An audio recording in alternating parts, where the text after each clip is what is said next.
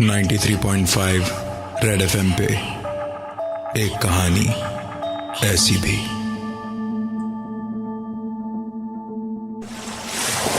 मुंबई, वो शहर जहां लोग आंखों में सपने बसाए आते हैं। दिन की रोशनी और रात की चकाचौंध हमेशा ना इस शहर को जिंदा रखती है। पर इस रोशनी और चकाचौंध के पीछे छिपे हैं कई राज, जिनको किसी ने जानने की कोशिश नहीं की, क्योंकि जिंदगी यहां चलती नहीं, दौड़ती है। शायद यही कारण था कि उन लोगों ने उनकी जिंदगी में हो रही अजीबो गरीब घटनाओं के पीछे का राज जानने की बहुत दिनों तक कोशिश ही नहीं की।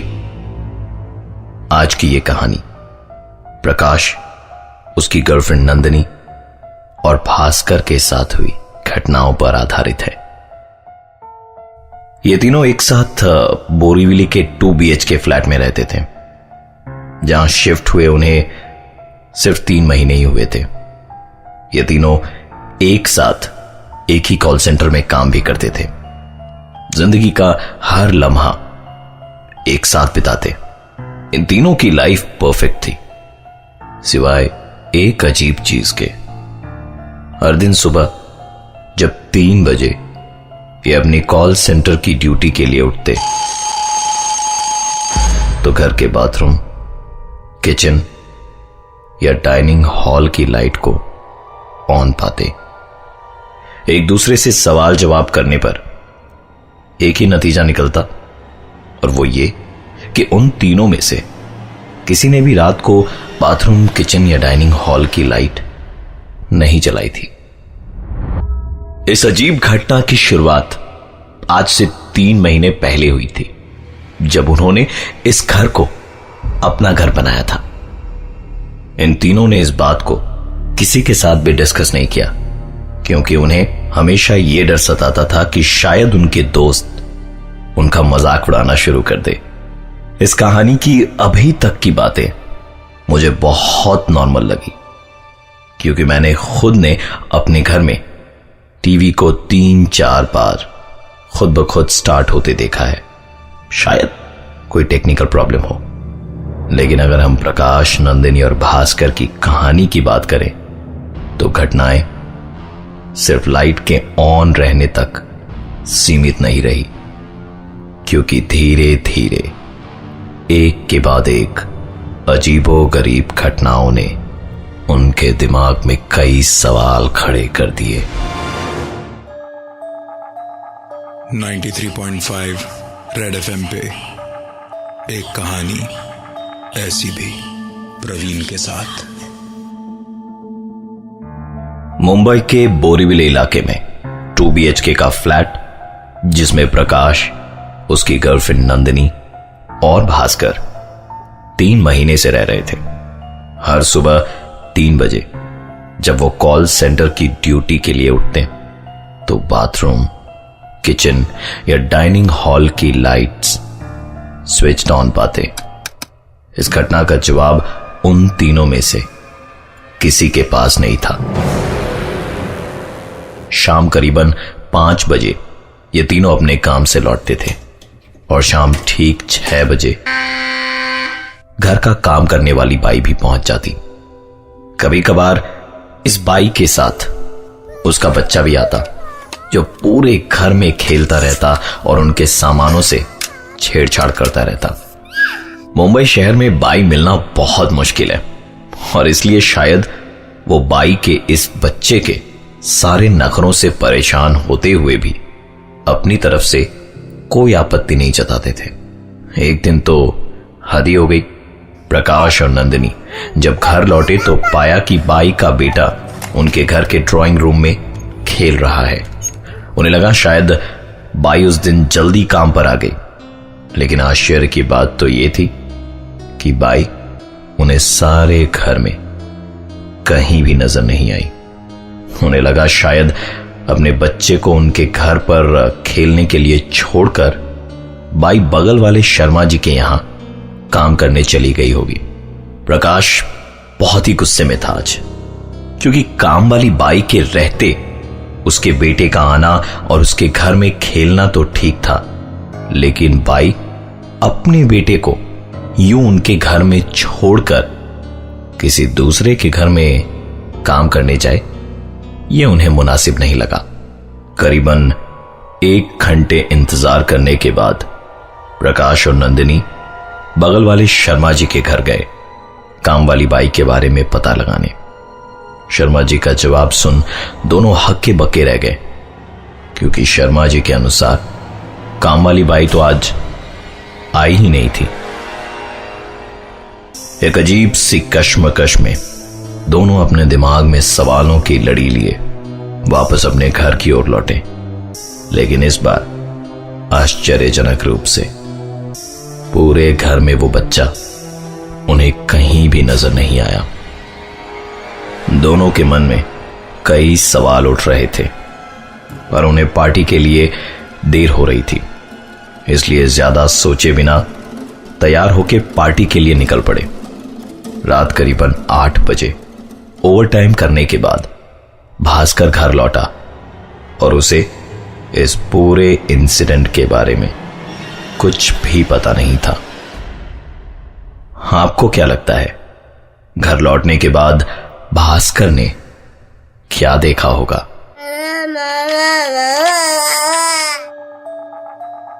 93.5 रेड एफएम पे एक कहानी ऐसी भी, प्रवीण के साथ।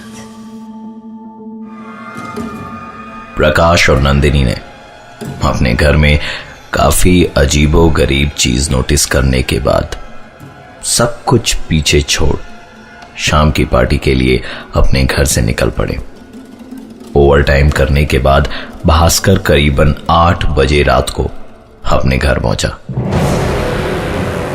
भास्कर ने घर का दरवाजा खोला तो पाया कि हमेशा की तरह बाथरूम की लाइट जली हुई थी। उसने लाइट स्विच ऑफ करना जरूरी नहीं समझा, क्योंकि उसे तभी नहाने भी जाना था। रूम में एंटर करके भास्कर ने अलमारी खोल अपना टॉवल निकाला और बाथरूम की ओर चल पड़ा। भास्कर ने जैसे ही बाथरूम का दरवाजा खोला, उसके पैरों तले जमीन खिसक चुकी थी। बाथरूम के फर्श और दीवार पर सिर्फ खून ही खून के धब्बे थे।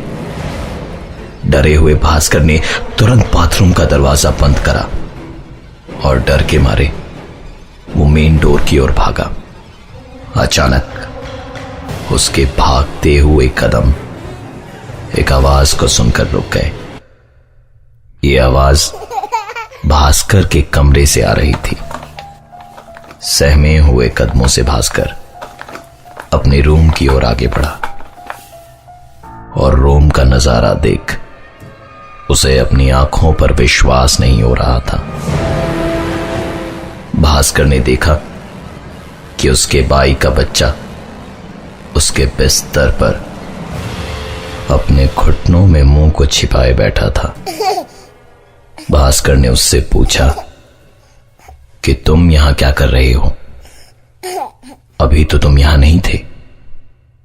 यह सवाल सुन उस बच्चे ने धीरे से अपने घुटनों से मुंह को उठाया।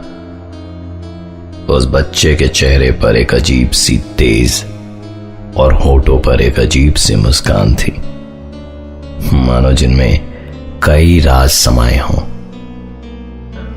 बाथरूम में खून और बिस्तर पर काम वाली बाई के बच्चे का होना, जिसके अजीब हाव भाव को देख भास्कर अंदर तक डर चुका था।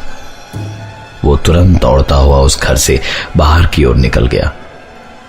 डरे हुए भास्कर के फोन कॉल के तुरंत बाद ही नंदिनी और प्रकाश पार्टी को छोड़कर घर चले आए और तीनों ने बहुत साहस करके उस घर के अंदर जाने की हिम्मत करी।